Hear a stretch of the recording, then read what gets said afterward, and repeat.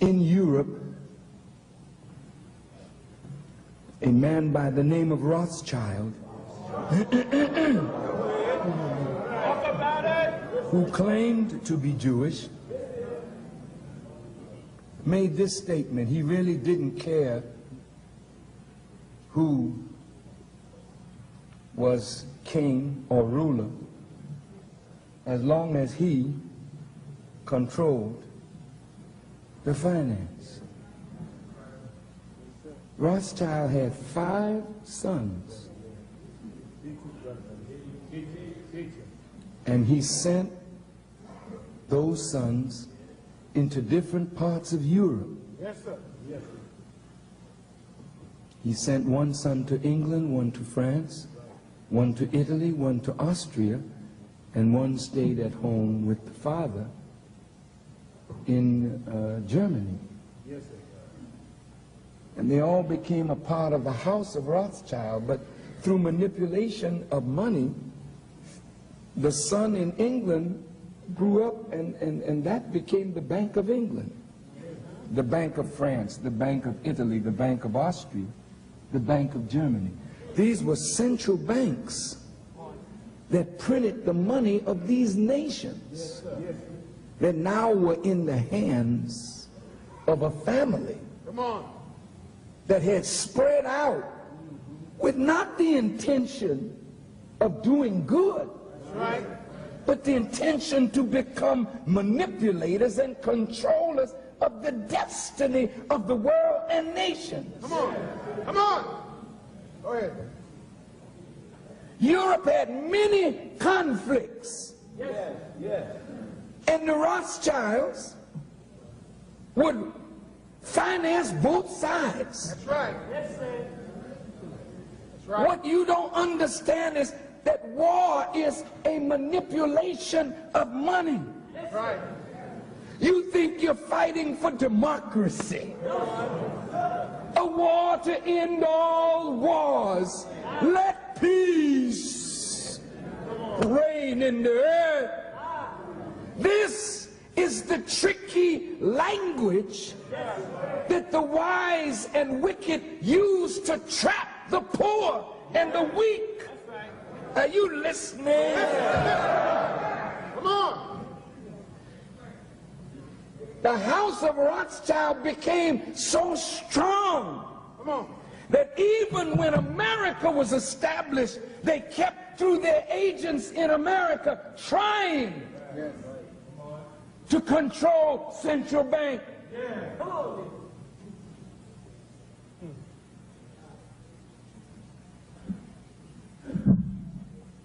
It hurt to read of the Civil War. People in the South didn't want nobody freeing the slave. That's right. That's right. I was not evil when I said that 75% of Jews own slaves. I didn't say it.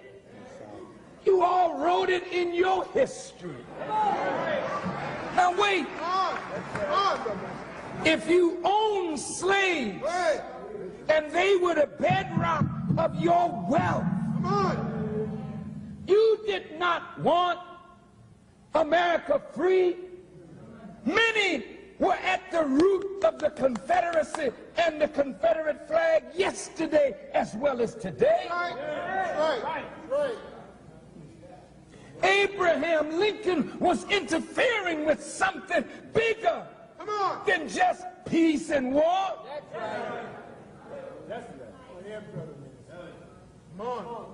Rothschild, through his agents in America, financed the North and financed the South.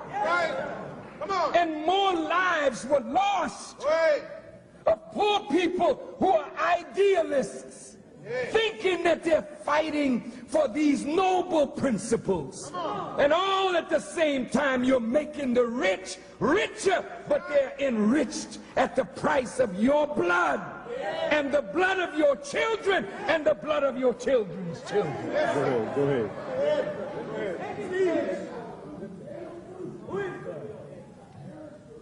See, brothers and sisters, look. There are many people in the country that know this. Come on. Yes, sir. But they don't have the voice of the poor. What makes it so dangerous for me to know it and even say it is because I have the voice and the ear of poor people. Come on. And once you know the truth, Yes, sir. it's very difficult for you to go back into your sleep. So naturally, to say these things, it puts the spokesperson at great risk. Come on. Because America has been built on your backs. And if any truth comes to remove you, that's like somebody creating an earthquake.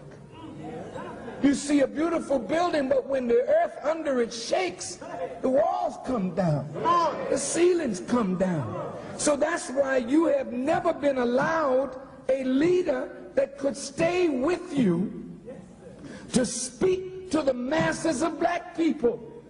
Every time you had a leader that could speak to the masses, he was cut down. And he's cut down because the country is built on the backs of poor white, poor black, Come on, that's right. poor Jews. Yes. That's right.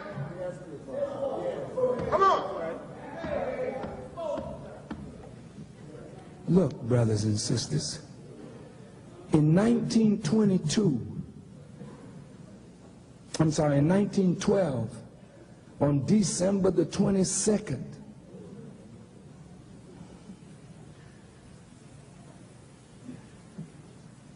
the Central Bank of America was taken over by certain families. Yes.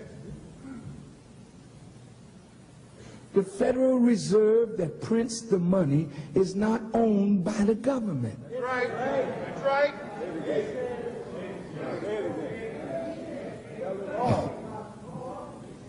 Inside the government, betrayal went down.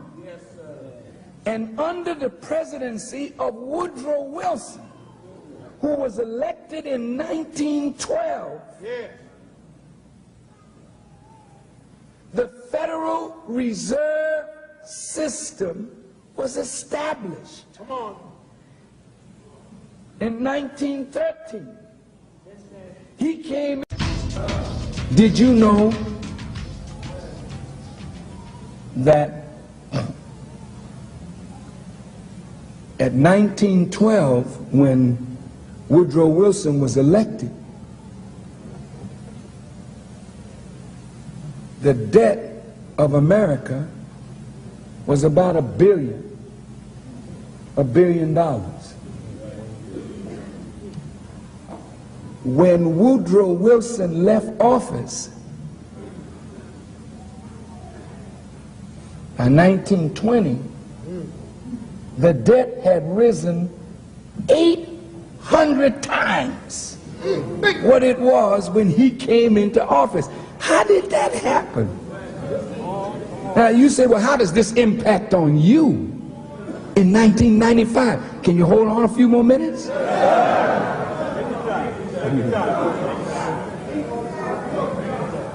Look, brothers and sisters, in 1912, Woodrow Wilson was elected. 1913, IRS is established. Why was the Internal Revenue established? Because those who took control of the money Come on. knew that they were going to increase the debt of the country. And they had to have a way to recoup the debt. So the revenue was supposed to be a graduated income tax. This is the way it was put before Congress. Which, by the way, a graduated income tax is the second plank in the Communist Manifesto by Karl Marx. And what when you hear the Republicans talking about taking back government and giving it back to the people, it's because the government was moving the country on a socialist trend. Oh man, look. This thing is deep. Yes, sir. Look. Woodrow Wilson comes in, and he's going to keep America out of the war.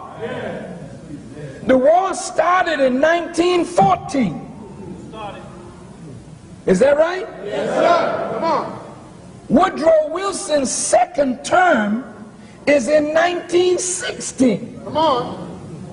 He's keeping America out of the war. This is the way they talk when it's time to get elected. But the big boys behind the door, they knew that the only way to increase the debt was to somehow get America involved in the war that was raging in 1914. So through the manipulation of an incident with a ship called the Lusitania, America declared war on Germany. And in 1917, the American soldiers went to war in Europe. And in order to fight the war, America had to borrow money. Come on, that's right. Yes, sir. Come on. So who do you borrow money from? Come on. Who do you borrow? From those who print the treasury bonds. Think of it. Then they put interest on what America borrows. Come on. So the poor people are taxed to pay the interest. Come on, that's right.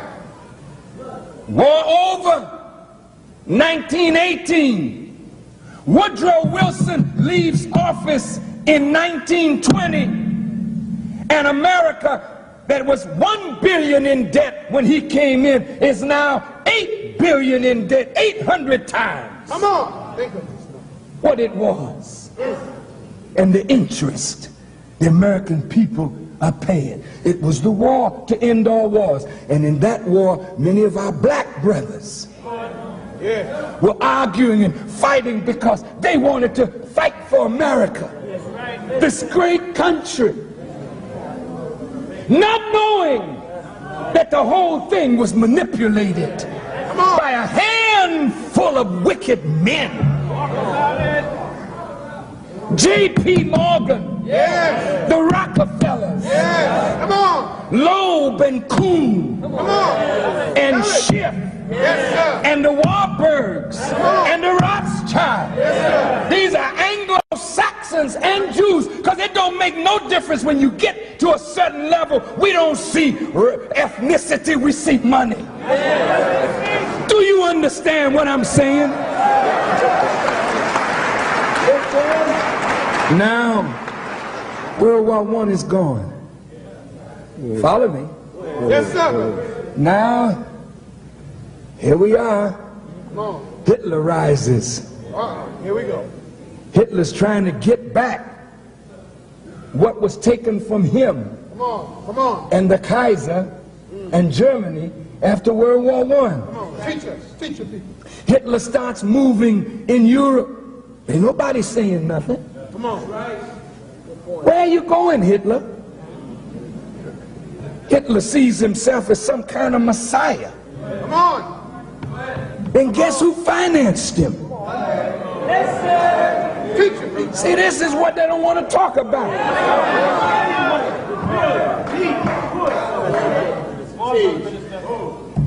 But Warburg and Rothschild, these are Jews. Come on. And some in America financed Hitler. Come on. Come on. Expose it. Warburg, a Jew, can travel in Europe at the height of the war, That's right. sleep in fine hotels, while Jews are being burned in ovens. Now, will a real anti-Semite stand up?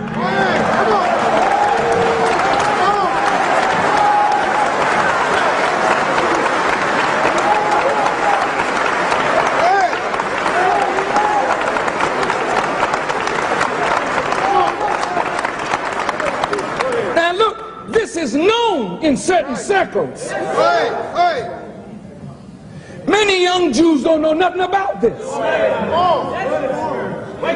They're made to see Farrakhan as the enemy. That's right. Farrakhan is not your enemy. Your people are using me to get money from you. Come on, Minister. Go ahead. Yes, sir. Open it up. Oh, I'm going to expose them all tonight. Yes, sir.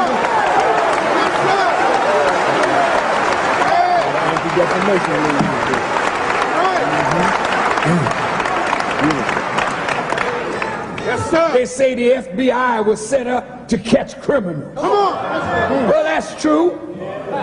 But the FBI is a criminal organization. Go ahead. Oh, Farrakhan, how could you say a thing like that? Come on. In staid old Springfield.